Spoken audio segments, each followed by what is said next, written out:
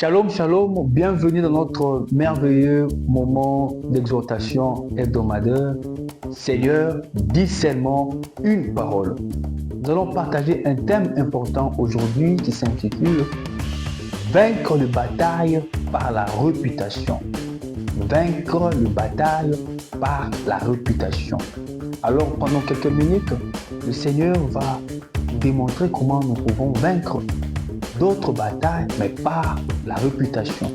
Mais avant tout, je t'invite à t'abonner à notre chaîne et à cliquer sur la cloche de notification pour ne rien rater de nos moments de partage.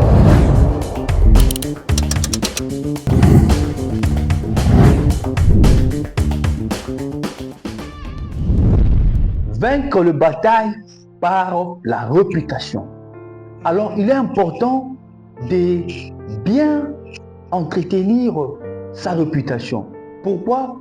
Parce que depuis toujours, depuis la jeunesse, Dieu lie toujours sa réputation à celle de son peuple.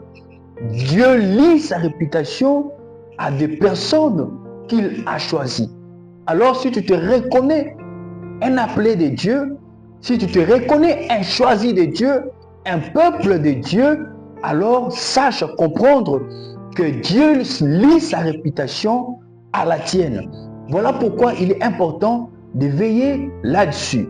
Alors Jésus lui-même dans Matthieu 16, à partir du verset 13, la Bible révèle que Jésus, pendant son ministère, il appela ses disciples pour leur demander, que dit-on que je suis?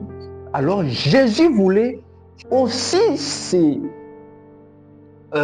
savoir quelle était sa réputation parmi les hommes, quelle était sa réputation, quelle était sa renommée parmi le peuple. Alors, il était important de comprendre que la réputation est quelque chose d'important pour Dieu. C'est pourquoi tu es censé veiller sur ta réputation. Pourquoi? Oui, parce qu'il y a des batailles que tu peux vaincre par la réputation. Et nous allons prendre l'exemple de Ruth, dans Ruth le chapitre 2, à partir du verset 8. On voit que Boaz vient dans le champ et il reçoit les rapports d'un de ses serviteurs, comment Ruth travaillait, comment Ruth était assidue, comment Ruth glanait. Mais ce qui m'étonne, la réponse de Boaz, Boaz permet à Ruth de glaner. À partir du verset 8, Boaz demande à Ruth de glaner dans les champs.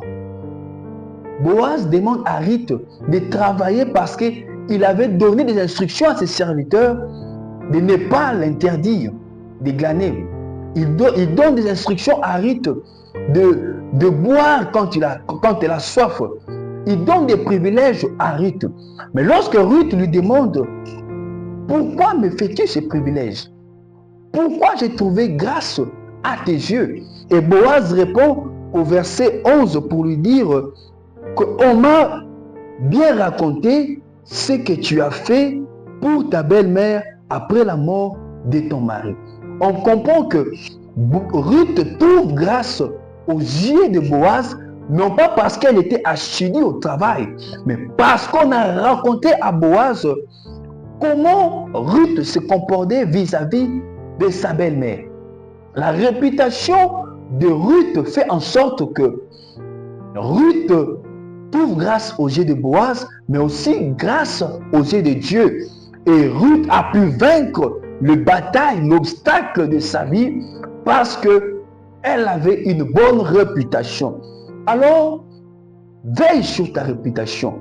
Et aujourd'hui, peux-tu te poser la question, que dit-on que tu es? Que dit-on que tu es à ton travail? Que dit-on que tu es dans ton église? Que dit-on que tu es là où tu évolues? Que dit-on que tu es? Quelle est ta réputation là où tu exerces dans les milieux professionnels? Quelle est ta réputation dans ta famille? Quelle est ta réputation? Parce qu'il y a des batailles que tu ne peux vaincre que si ta réputation est bonne. Parce que Jésus lui-même a veillé sur sa réputation. Alors le Seigneur t'envoie cette parole pour cette semaine. De veiller sur ta réputation. De veiller sur ta réputation. Parce qu'il y a des choses que Dieu veut réaliser pour ta vie, mais il te demande de veiller sur ta réputation afin de vaincre certaines batailles. Alors, veille sur ta réputation cette semaine pour que le Seigneur te visite. Mais cela n'est possible que si tu as Jésus dans ta vie. Cela est possible si ta relation avec Jésus est au bon fixe.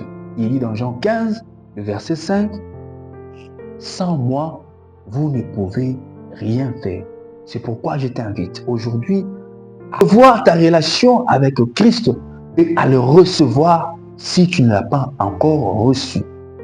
Que Dieu te bénisse.